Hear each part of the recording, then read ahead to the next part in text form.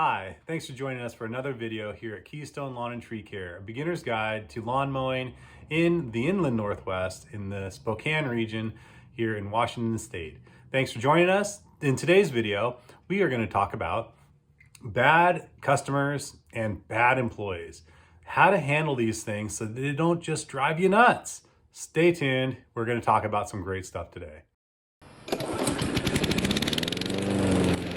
Quick story, when I was first getting started, I had a drunk driver smash into the back of my trailer and smashed up my trailer. My mower fell out, it got damaged, and I was so mad. And I was like, man, I'm gonna sue this guy. I'm gonna get my money back. The guy was driving with no insurance. He was driving with a suspended license and he was drunk. Man, I'm gonna just get this guy. I'm gonna get the money out of him. But guess what? You can't get blood out of a tournament, especially when the guy doesn't have a pot to piss in, you know? It's stuck. I couldn't do anything. I had a client of mine who was a lawyer. I called him up. I'm like, hey man, what can I do? And the lawyer friend of mine said, don't even waste your time. The guy was driving on a suspended license. He was drunk and with no insurance. You can file some paperwork with the Department of Financial Responsibility downtown. And maybe someday if the guy ever wants to get his license back, yeah, he'll have to pay you. But until then, that'll never happen. And guess what? It's been like 5-10 years and still no money. So I got so angry and so mad for nothing. I wasted time, filing paperwork. I wasted money. And for what? For nothing. For a few $1,000s. And yeah, a few $1,000s really hurt back then. But man, I'll tell you, the headache that I just kept myself up late, with sleepless nights, getting so angry, it was all for nothing. So please, don't have this happen to you. I had a customer of mine to go a few months without paying and they racked up a bill, $500-600. And I'm thinking, what the heck, I was really trusting. I thought this person was going to pay. They seemed like they had a job, and they just never paid. So I talked to this real estate friend of mine and he's like, I got some advice and he says, well, you can get a lien and you can put it against their property. So whenever they go to sell their property, the new owner or the old one, they have to settle with this lien against the property so you get your money back. But it's kind of expensive. You got to file some paperwork. And frankly, it wasn't really worth it. And the person never paid. And I was just like, just forget it. So these things are going to happen. You're going to have just crummy things that happen in your life. You're going to get hit by a drunk driver. You have crummy clients that just don't pay. Well, my advice to you is just let it go. I know it's really hard to say, especially when you're first getting started, because those few $100 that people aren't paying you is just huge. And you're thinking, man, I really need that money. Well, there's nothing you can do. The people aren't going to pay you. Especially, some people are going to justify it in their mind that they don't have to pay you. Maybe you didn't do a perfect job. For example, I had this guy, I mowed his lawn one time and I had something in the back of my head said, this guy's crooked. And it turned out he didn't pay me. And he says, oh, well, I asked you to bag it. I'm like, I did bag it.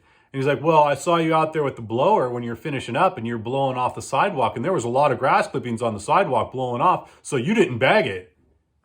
And it was like for $30 and the guy didn't pay me. And I was really young. I was just getting started and I was like, man, this is like $30. I'm mad. I'm going to get this guy to pay me. So I call him every week and I'll be like, dude, you owe me money.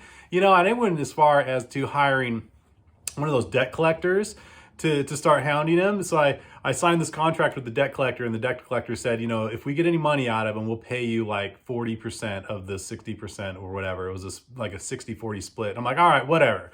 I'm just so mad at this point, I don't care.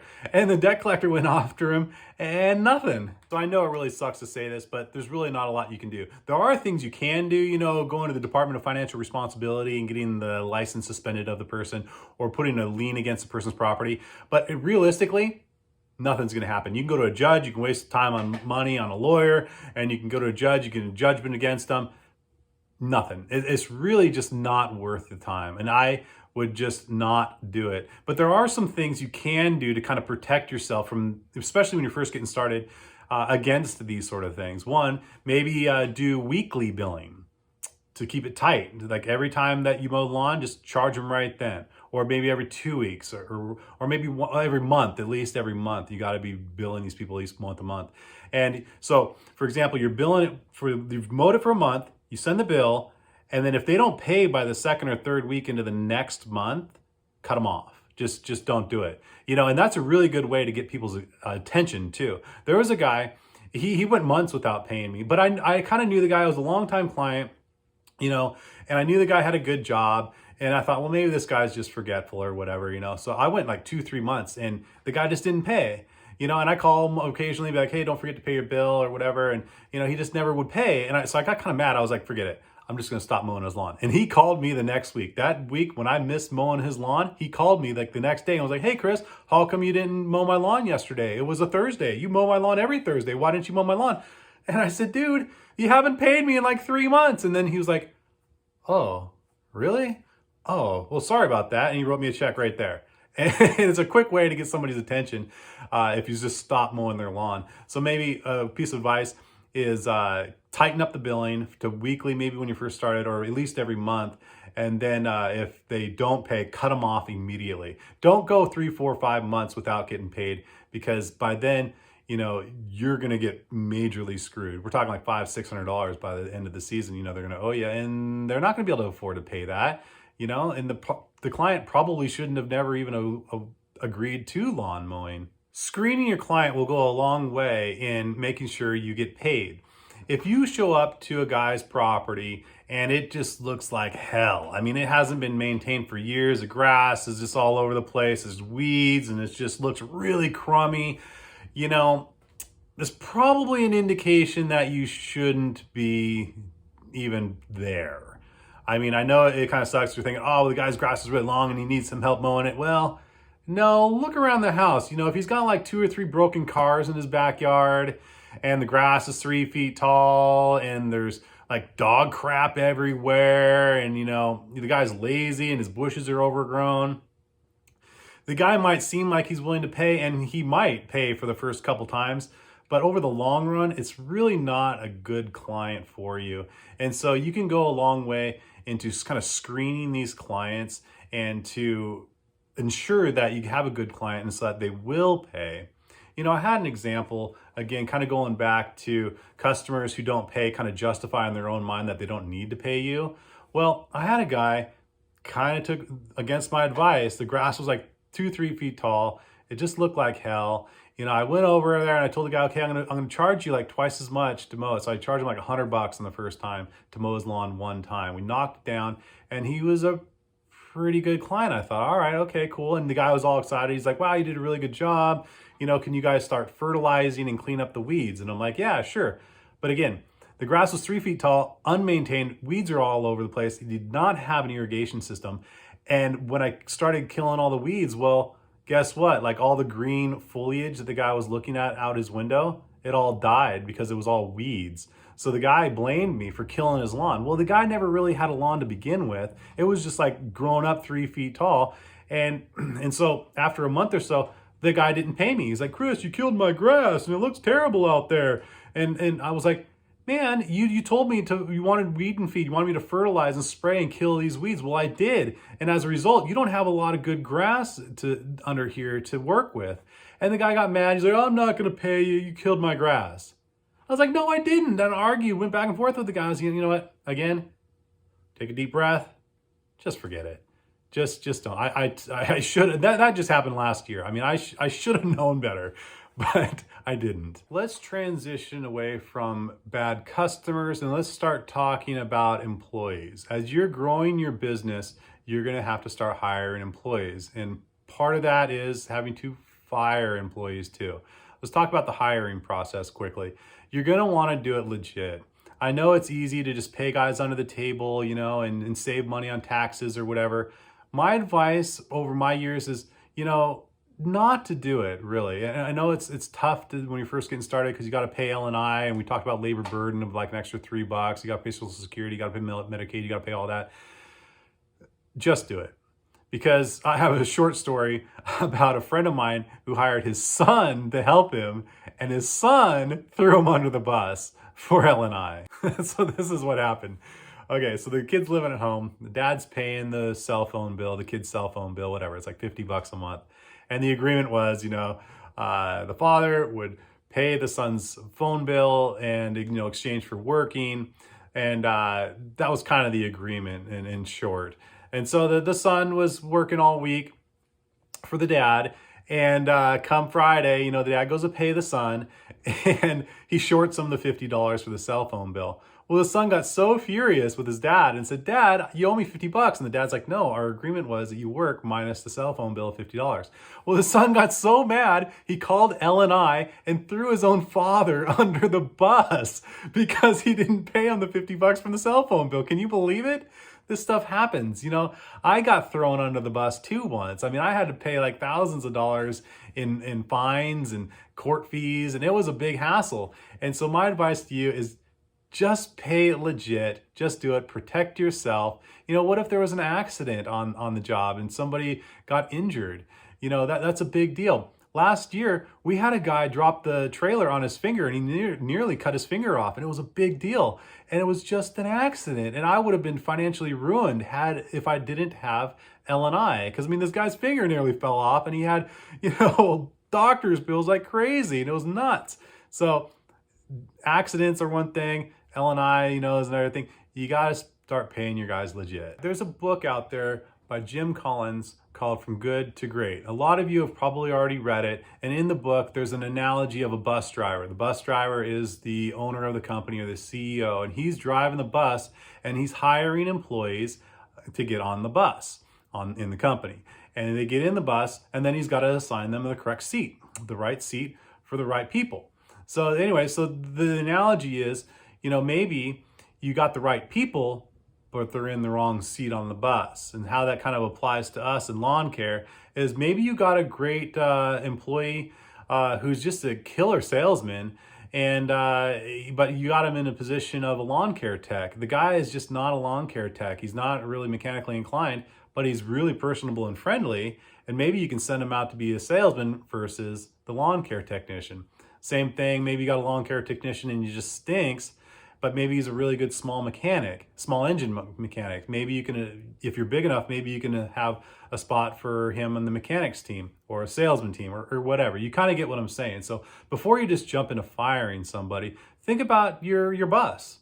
Think about where you're driving your bus and where you want to go, and trying to get the right people on the bus in the right seats. Inevitably, you're going to have to fire someone, and it's hard. You know, especially when you think about, you know, this guy's got a family, maybe he's got kids, he's got responsibilities, you know, he's got rent to pay and he's got food to buy, and maybe it sucks. It really does. And it's hard, you know, and I've never had to fire somebody and not have felt bad about it. And it's tough, you know, and especially when you're a small business, things can be kind of tricky because you're operating probably out of your garage, and the employee will know where you live. He'll have intimate knowledge of your client list. The clients will probably know who he is, and they'll call him by name, you know, and they'll like him. You know, maybe he'll have keys to the truck. He'll have keys to the storage unit, and he'll have a company credit card. So, you know, it's a little bit trickier. And more importantly, you know, you don't want to make a sniper out of this guy to come back and attack your business. And really, from a business point of view, you know, you got a heart. As a business owner, we already talked about, you know this guy's got a family, you know he's got to put food on the table for his kids, and firing him already sucks, you know, so you don't need to like rub salt into the wound and just like really be aggressive and just fire him like a jerk. All right, don't be a jerk, but you do have to be direct. You know, you have to be like, hey man, you know, you're showing up late, you know, you're not doing what I asked you to do. You use a company credit card improperly. You know, you bought personal stuff for yourself at Walmart when you were only supposed to use it for gas. So I mean, you got to be direct and just rip that Band-Aid right off. Don't beat around the bush. There was a old employee of mine, and I talked to him a couple times, you know, and I kind of thought he knew better. But when I let him go, you know, he called me the next day and he was like, "Chris, why'd you fire me?" And it was because I wasn't direct. You know, I had to I thought it was clear, but evidently it wasn't. So I had to stop and say, well, this, and this are the reason why, and I'm sorry. You know, and again, I didn't make a sniper out of the guy. You know, it was just didn't work out, and I felt bad. You know, I know the guy was having a hard time, and I just made his day even worse. So it kind of sucks, you know. All right, so that's kind of the best case scenario. You know, you feel bad, you have to let the guy go. It didn't work out, things end peacefully, you know, and it's okay. Well, sometimes it doesn't work out that way. Maybe an employee is stolen from you and you saw it or you caught it on camera, or maybe an employee told you or something, and you're just furious and you got to let that guy go immediately. You know, he's stealing from you, which is stupid to steal from a small business, especially when it's your livelihood. I never really understood that. You know, why would somebody steal my weed eater off the truck and go pawn it for like pennies on the dollar and then come into work the next day and be like, hey, Chris, where's the weed eater? It's like, seriously, how can somebody do that? I'm like, well, sorry, we don't have a weed eater anymore, so you don't freaking have a job because I don't have the equipment now to employ you. Why would somebody shoot themselves in the foot like that? I don't know how these people think, but it happens and it sucks. And so, again, try not to take it really personally, kind of like we were talking about the customers before, not getting all wrapped up and losing sleep over it. Because the person who stole your chainsaw, your weed eater, they're not taking it personally. They just stole from you and they pawned it. They don't care. They don't care about you. They don't care about the business. So forget it. You know, don't take it personally because they certainly aren't. On the complete opposite of just firing somebody outright and telling them you're fired is, like not telling them they're fired. You know, I had a kind of an acquaintance of mine tell me that he had an employee and the employee was showing up late, leaving early, like didn't show up sometimes, and he had to fire him.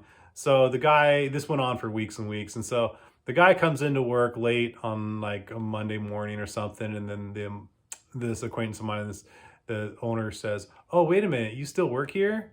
Oh, I didn't know you still worked here. You never show up. You don't show up on time. I didn't even know you worked here. I just took you off the schedule altogether." It's like that's kind of a jerk move, you know? It's like you should be a little bit more forward than just telling the guy you took him off the schedule because you didn't know if he worked there. I mean, it's kind of a jerk move.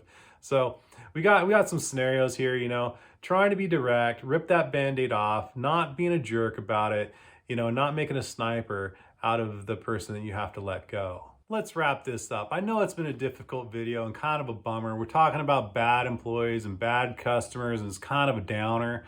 But I think, I hope the main takeaway you get from this is just not to take it so personal. Because, well, it's hard to. You have a personal business, a small business, and it's hard. They're like melded together, and it's hard not to take these things personally. But you don't lose sleep over these people that are ripping you off. Don't lose sleep over it. Don't get all super angry, mad, because it's just not going to do you any good. Just keep mowing, keep doing the right thing. And with that, I want you guys to hit the old like button, subscribe below, and we'll see you next time.